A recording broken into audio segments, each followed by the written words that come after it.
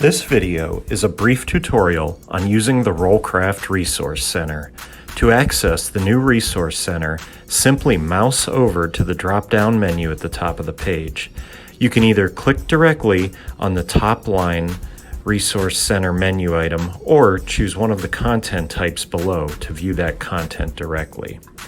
Once you arrive at the Resource Center, you have the option to use the search bar or to filter your results using the buttons below.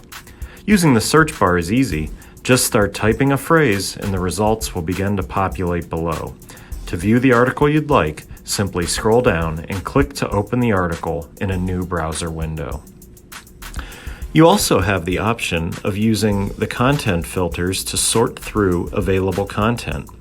You can choose either tube and pipe or roll forming, and you can also choose from available topics and content types by clicking the check boxes.